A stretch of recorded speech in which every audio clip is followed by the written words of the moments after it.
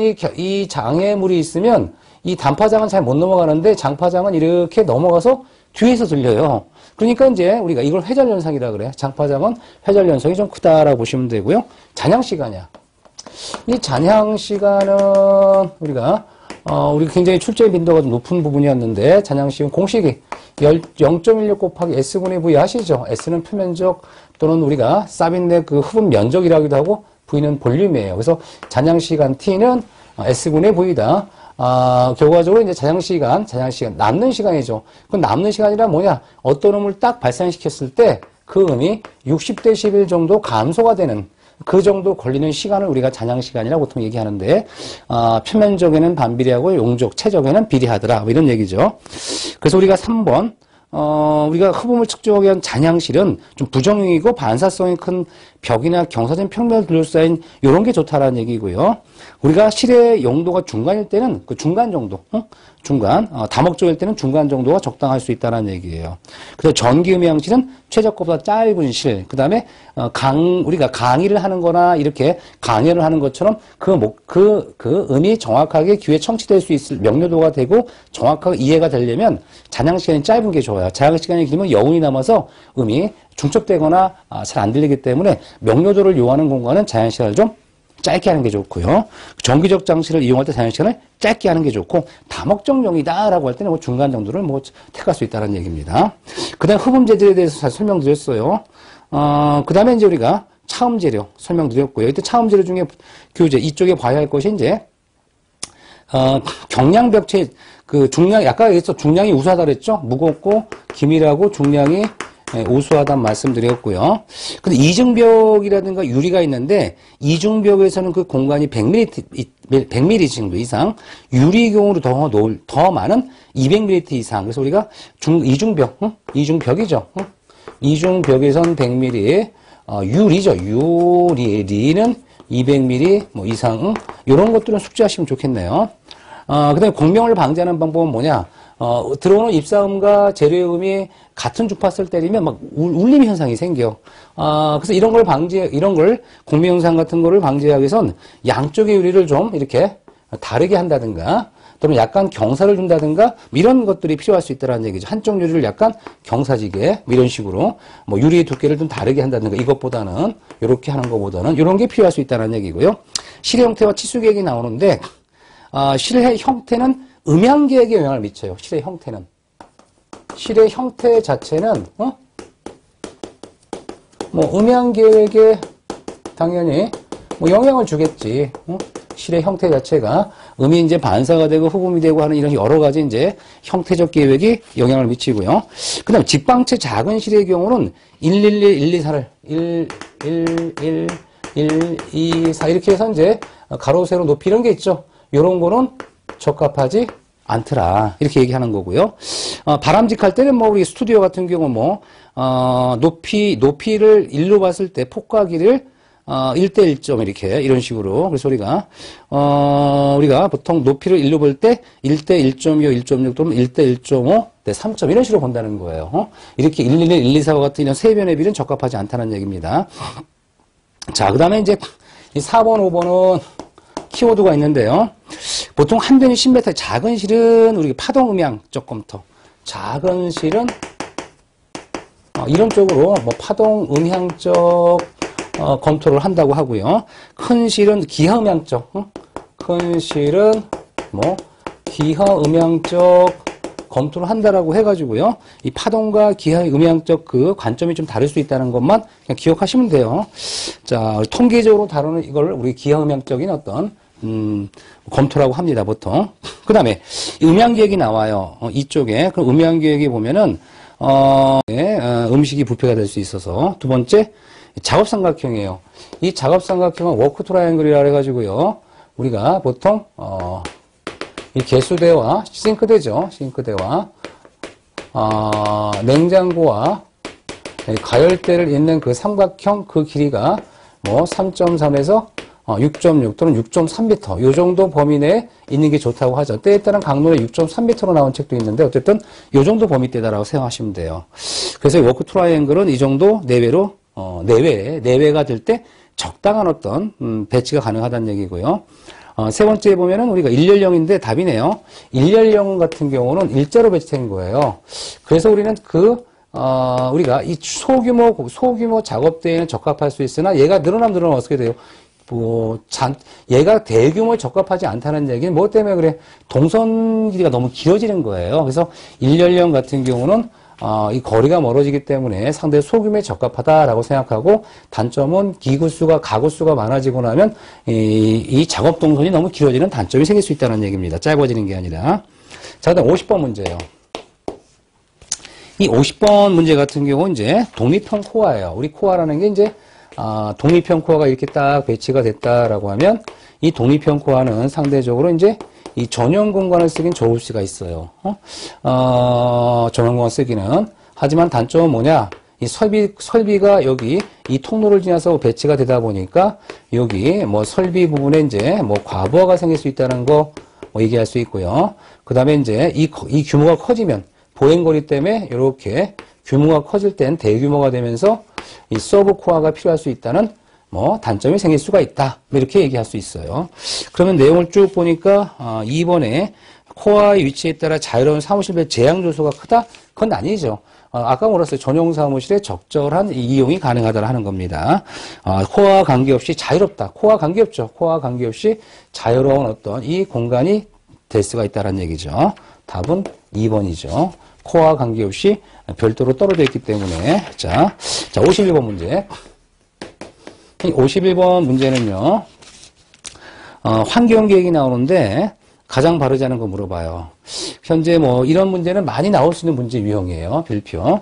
그래서 이제 우리가 2번, 3번, 4번 같은 경우 보면 뭐냐면, 우리 태양이라는 게 반드시 좋지는 않아요. 왜냐면 우리가 이 태양이라는 것 때문에 우리는 이렇게 이 햇빛이 많이 비친다면 어렵죠. 그래서 우리가 이런 차양이나 우리가 이러한 뭐 아니면 처마 길이를 적절하게 해서 하지대죠. 하지대 일사를 막을 수 있는 이런 지혜가 필요한 거예요. 남쪽 같은 경우는, 그래서 이 남측 같은 경우는 고도가 높죠. 고도가 높아요. 고도가 높고, 남측 같은 경우는 방위각은 작죠. 이런 거 기억하셔야죠. 이 고도란 이 수평면에서의 각도를 얘기하는 거고, 이 방위각이라는 것은 이렇게 얘기하죠. 우리가 여기가 북쪽이고 남쪽이다 그러면 정남향의 주된 계구가 있을 때 정남향을 보는 창문을 만들어 놓으면 어떻게 돼요? 이 창문은 당연히 방위각이 정남향이 0도니까 방위각이 0에 가까우니까 작다고 보는 거죠. 이렇게 남향 같은 경우는 우리가 이렇게 수평형 블라인드를 얘기하면 우리가 이 베네치안식 이런 것들이 적합할 수 있어요. 하지 때 조종하기 위해서, 근데 차단하기 위해서. 근데 이제 만약에 동서쪽이다 그러면 어떻게 돼요? 이 동쪽이나 서쪽은 우리가 태양 고도가 굉장히 낮아요. 태양 고도가 낮기 때문에 우리가 만약에 하지대에도 태양 고도가 낮기 때문에 여기 이렇게 동양이나 서양 같은 경우는요, 동양 서양 같은 경우는 창문을 이렇게 만들어 놓고 태양 고도 낮은 쪽을 우리가 가리려면 어떻게 돼요? 엄청나게 진짜 차양이 커야 되는 거예요. 근데 이거 있을 수가 없죠. 왜냐면 이 차양이라는 게 여름에만 이용하는 게 아니라 겨울에 무슨 문제 생겨?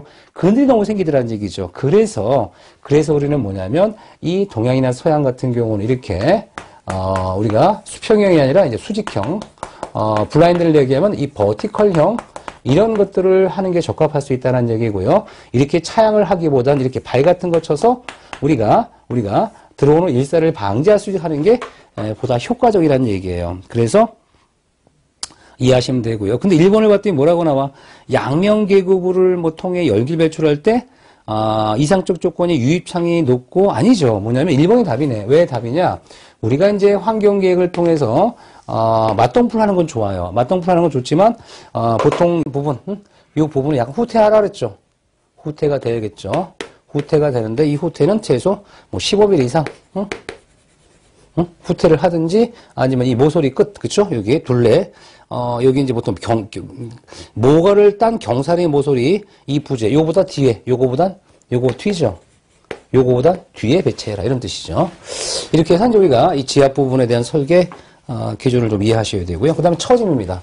이 처짐은 굉장히 중요하죠. 이 처짐은 실제로 어느 시험 문제는 항상 나와요. 어느 기관에도 항상 나오는 문제가 처짐 부분인데, 이 처짐을 얘기할 때 우리가 보통 이 탄성 처짐이 있고, 이 장기 처짐이 있죠. 장기 처짐이 있어요. 탄성 처짐은 우리가 그 즉시 처짐이라고 그래서 하중이 제어가 되면 바로 처짐이 나타나는 거고, 이 장기 처짐은 뭐 시간의 어떤 경과에 따라 나타날 수 있는 이런 변형들을 장기 처짐이라 하고요. 실제로 총 처짐은 이 탄성 처짐에다가 이 장기 처짐을 합해야 되겠죠. 뭐 이런 얘기고. 자, 그래서 우리가 이렇게 얘기하는 거죠. 이 탄성 처짐은 역학적인 공식을 이용해서 풀 수가 있어요. 어차피 역학적 공식을. 그러니까 이거는 뭐 여러분이 처짐 역학이 공부했던 거와 똑같다라고 생각하시면 될 것 같고요.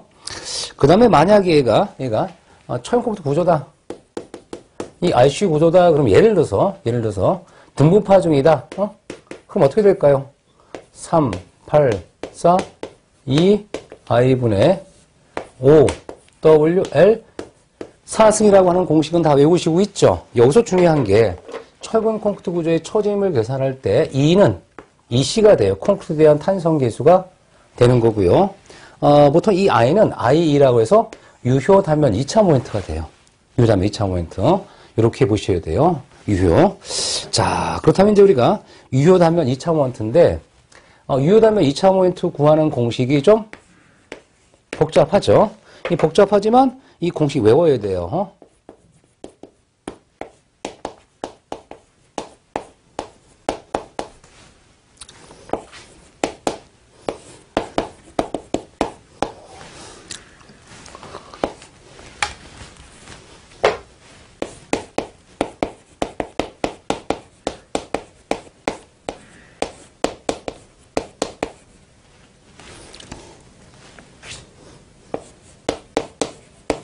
이렇게 이제 공식이 있는데요. 이 MA라는 것은 가장 휜 모멘트, 최대 휜 모멘트를 얘기하는 거예요. 그 다음에 이 IG라는 것은 이 전단면적, 단면 2차 원축의 전체 이 단면에 대한 단면 2차 모멘트를 얘기하는 거예요. 근데 이 값은 결과적으로 이 유효 단면 2차 모멘트라고 그래요. 유효 단면 2차 모멘트는 I는 유효 단면 2차 모멘트는 전 단면에 대한 단면 2차 모멘트를 초과하지 못하도록 되어 있습니다. 그렇다면 이제 우리가 이 ICR이라고 하는 부분도 알아야 되는데요. 이 ICR은 균열 환산 단면 2차 모멘트라 그래요.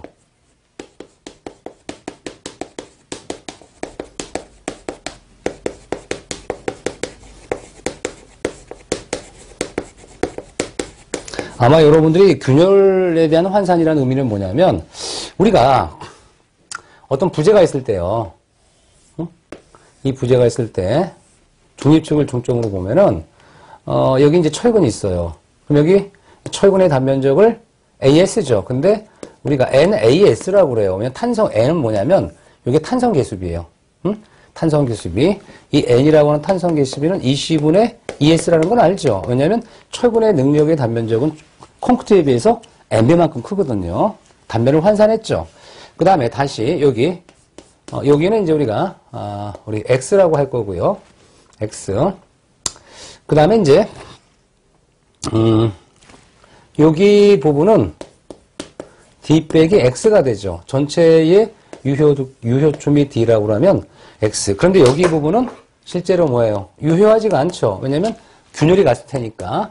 그러면 균열이 안 간, 철근은 멀쩡하죠. 균열이 안 간, 철근과 균열이 안 간 요 앞쪽 부분에 그 부분만 환산해 주는 거예요. 균열 부분은 철근만 인정해 주는 거고요. 그럼 얘를 단면 2차 모멘트 요 축에 대해서 하면 어떻게 돼요? 3분의 BX3선, 그쵸? 요 축에 대해서 더하기 요만큼 NAS 단면적이죠. 여기다가 D 빼기 X의 제곱. 이게 바로 뭐예요? 우리가 요 단면, 요 인장 부분, 인장이 균열이 돼서 무시하고, 철근과 요 앞쪽 부분의 단면을 이렇게 환산해서 계산하면 균열 환산 단면 2차 모멘트가 나오는 거예요. 선분의 bx3승 더하기 nas, 그 단면 쪽에다가 떨어진 거리의 제곱. 우리 단면 2차 모멘트 개념이죠. 역학에서 공부했던. 이걸 얘기하는 거고요. 그 다음에 이제 우리가, MCR이라고 하는 균열 모멘트가 나와요. 그럼 여기 MCR이라고 하는 균열 모멘트는 우리가 역학에서 시그마 B, 힘응력은 Z분의 M을 공부했죠. 그럼 따라서 M은 뭐가 될까?